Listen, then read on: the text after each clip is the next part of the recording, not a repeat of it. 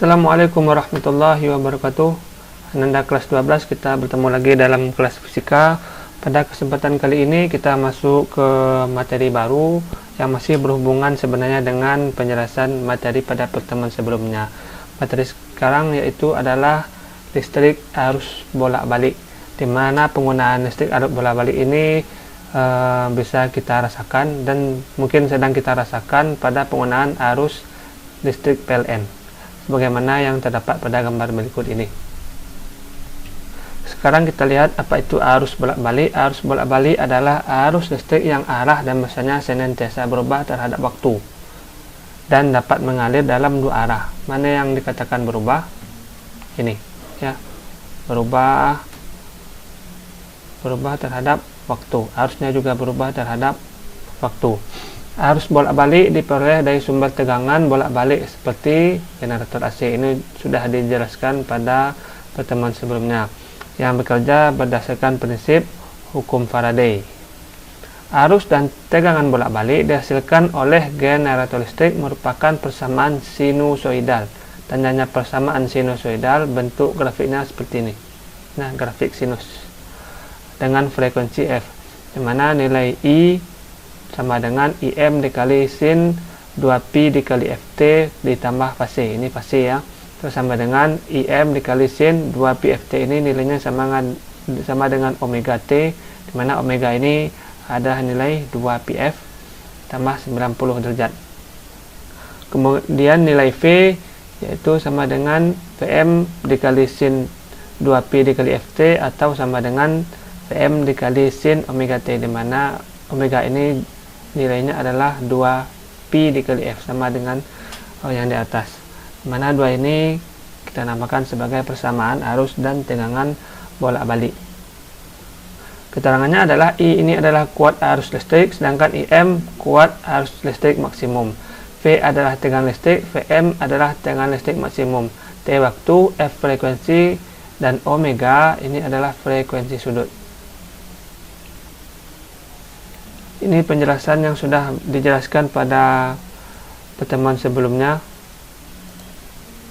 di mana untuk arus bolak-balik grafik yang terbentuk adalah grafik sinus yang dihasilkan oleh generator listrik, di mana arusnya berubah setiap saat. Di sana Anda lihat panah ini arusnya nanti akan berubah setiap saat. Sekarang arahnya kiri, maaf, kita ulang lagi. Nah, arahnya senantiasa berubah ke kanan, nanti ke kiri ya, arusnya senantiasa berubah. Sedangkan kita lihat pada generator DC atau arus listrik searah. Nah, sekarang ini arus listrik searah, arusnya selalu searah ya, searah, dan grafik yang terbentuk seperti ini, arusnya selalu searah. Kita lihat ini juga tidak bergerak ke kiri. Kemudian ada beberapa hal yang harus dipahami dalam persamaan atau besaran yang ada dalam listrik arus bolak-balik. Yang pertama itu nilai efektif. Nilai efektif arus dan tegangan bolak-balik adalah nilai arus dan tegangan bolak-balik yang menghasilkan efek panas atau kalor yang sama dengan suatu nilai arus dan tegangan searah. Yang kedua, nilai efektif itu ditunjukkan oleh alat ukur ya, seperti voltmeter atau mungkin nanti multimeter. Sedangkan nilai maksimum itu ditunjukkan oleh osiloskop. Ini bisa Anda cari di Google bentuk osiloskop itu seperti apa. Kemudian harga efektif dari arus dan tegangan bolak-balik dengan gelombang sinusoida adalah 0,707 kali harga maksimum. Secara matematis ditulis seperti ini. V efektif sama dengan V maksimum per akar 2, I efektif sama dengan I maksimum per akar 2. Sekarang kita lihat kalau dianalogikan arus listrik bolak-balik ini seperti analogi air, arusnya senantiasa berubah, Pak, ini mengalir ke sini kemudian balik lagi. Sekarang kita lihat apabila jarum voltmeter AC menunjukkan angka 215 volt, besarnya tegangan bolak-balik yang terukur adalah, berarti kalau sudah ada kata-kata jarum voltmeter dan angka 215 volt, berarti ini menunjukkan nilai efektif sebesar 215 volt.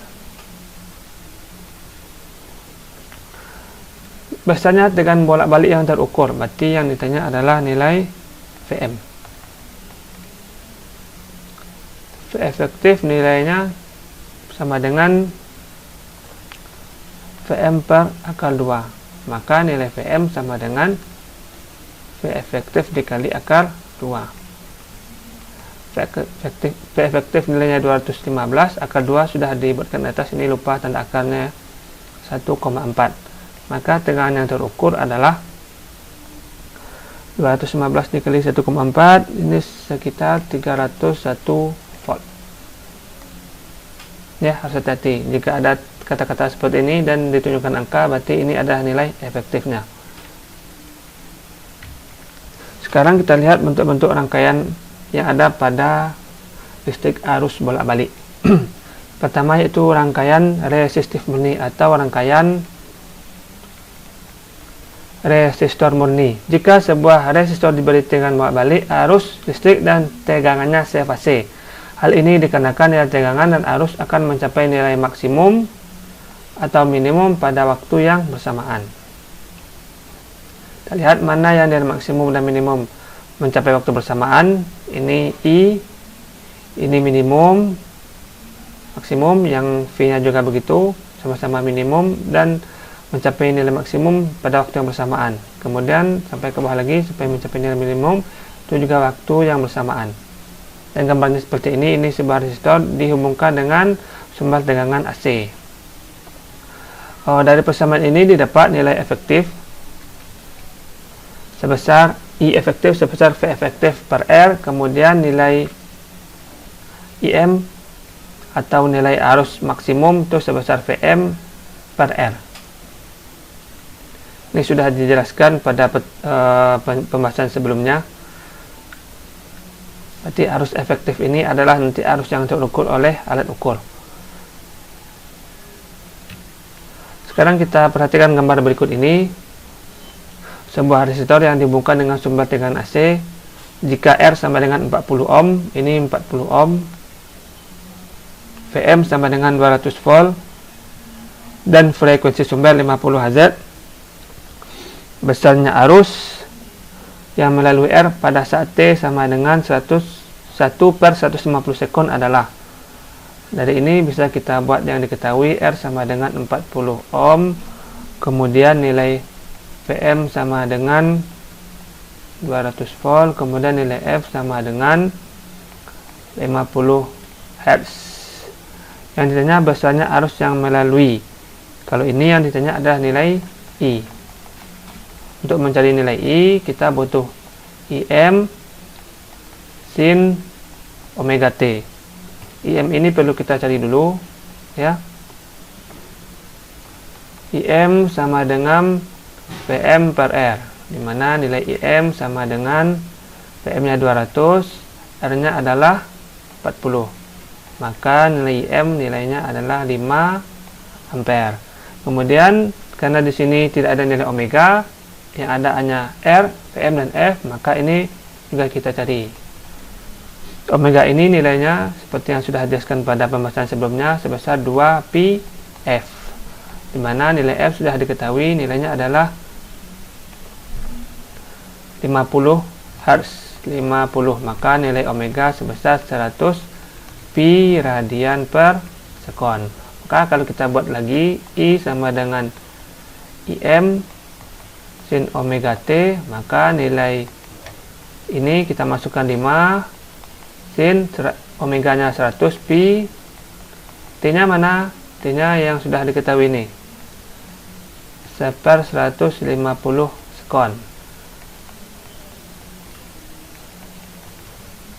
5 sin 100/150, ini bisa sama-sama kita bagi 50, di atas 2, di bawah 3, dan ini nilai pi nya. Berapakah nilai pi dari berapakah nilai sinus dari 2/3 pi? Terus artinya sama dengan 5 dikali sin, pi ini nilainya 180 derajat per 30. Ini 60, berarti 2 kali 60 120. Artinya 5 dikali sin 120.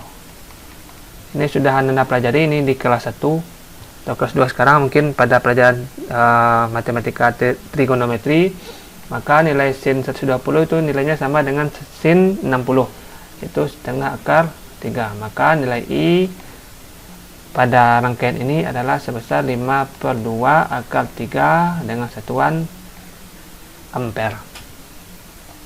Sekarang kita lihat rangkaian yang kedua, yaitu rangkaian induktif murni atau rangkaian induktor. Ya, lambang induktor seperti ini simbolnya, induktor, bukan pegas ya, induktor. Dan tandanya di sini adalah L. Kemudian ada beberapa hal yang perlu dipahami pada kasus seperti ini. Arus yang mengalir pada induktor tertinggal pi/2 radian atau sebesar 90 derajat dari tegangan. Ketika tegangan sudah mulai dari nilai minimum, ini nampak dia masih di sini, artinya jarak dari sini ya itu sebesar 90 derajat ya, dia tertinggal. Harusnya kalau dia sama, dia mulai sama mulai dari ujung sini ya, dan sama, tapi ternyata tidak, harusnya tertinggal sebesar 90 derajat. Dengan demikian berlaku nilai efektif sama dengan V efektif per XC, bukan XC ya, ini XL. Kemudian IM sama dengan VM per XL, di mana nilai XL ini sebesar omega dikali L. Kita lihat soal berikut ini. Perhatikan gambar berikut. Nilai L sama dengan 0,5 Henry, V sama dengan 200 sin 200 T. Dari persamaan ini ya, V sama dengan 200 sin 200 T. Ini kalau kita buat, ini Vm sin omega T. Secara tidak langsung nilai Vm itu adalah 200 dan nilai omega itu adalah 200. Vm 200 volt, kemudian omega adalah 200 radian per sekon. Yang ditanya, tentukan besarnya arus maksimum IM. IM nilainya sama dengan Vm per XL. Di sini tidak ada nilai XL, maka harus kita cari nilai XL-nya dulu. XL sama dengan omega kali L. Mana omeganya? Sudah didapat 200. L-nya mana? Ini 0,5 Henry atau nilainya setengah. XL sama dengan 100. Ini satuannya apa? Ohm ya. XL ini satuannya ohm. Maka kalau ini kita lanjutkan, IM sama dengan Vm per XL. Maka nilai IM sama dengan Vm-nya 200, XL-nya 100.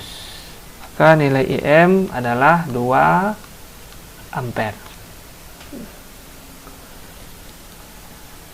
Sekarang rangkaian yang ketiga, yaitu rangkaian kapasitif murni atau rangkaian kapasitor murni. Lambang kapasitornya mana? Ini seperti ini ya, sejajar. Kalau dia tidak sejajar berarti itu adalah lambang sumber tegangan DC atau lambang baterai biasanya. Hal yang perlu diketahui di sini adalah tegangan yang mengalir pada kapasitor itu tertinggal pi/2 radian atau sebesar 90 derajat dari arus ya. Berbeda halnya pada rangkaian induktor murni, arusnya yang tertinggal. Sekarang pada kapasitor tegangannya yang tertinggal. Dengan demikian berlaku I efektif sama dengan V efektif per XC, di mana nilai IM sebesar Vm per XC, di mana nilai XC itu adalah 1 per omega C. Kita lihat contoh soal berikut ini. Sebuah kapasitor 50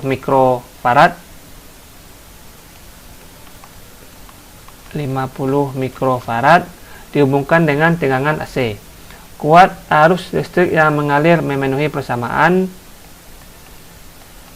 IT sama dengan 2 sin 100 T, atau bisa kita buat ini IM sin omega T. Maka nilai IM secara langsung kita dapatkan nilainya 2 ampere dan nilai omega nilainya adalah 100 radian per sekon. Tentukanlah tegangan maksimum Vm. Untuk mencari nilai Vm itu butuh IM dikali XC. IM-nya sudah didapat sebesar 2 ampere, XC-nya belum. Sekarang kita cari dulu nilai XC. XC nilainya 1 per omega C. Kalau XL omega dikali L. Kalau ini ada 1 ya, 1 per. XC 1 per omega C. Nah, yang ini perlu kita konversi dulu, yaitu sini kita buat ya, 50 kali 10 pangkat min 6 F. Satuannya harus dipakai satuan baku, yaitu farad. Berarti omega nya sudah didapat 100. Yang C 50 kali 10 pangkat min 6. Ini kita pindahkan ke atas jadi plus 10 pangkat 6, di bawah tinggal 100, ini 50. 1, 2, 3, ini 6, berarti 10 pangkat 6, nanti di bawah 10 pangkat 3, berarti ini dan ini tinggal nanti 10 pangkat 3. Artinya XC 10 pangkat 3 per 5 atau 1000 dibagi 5 sebesar 200 ohm. Maka nilai Vm sama dengan IM dikali XC. IM nilainya 2 ampere, XC nilainya 200. Maka Vm atau tegangan maksimum pada kapasitor sebesar 400 volt. Baiklah Anda sekalian, mungkin pada pertemuan kali ini materi ini yang bisa disampaikan dulu. Sambungannya kita lanjutkan pada pertemuan berikutnya. Mudah-mudahan bermanfaat dan jangan lupa catat kembali ke dalam buku catatannya. Seandainya Anda masih belum paham, bisa diputar lagi video ini dari awal sampai akhir.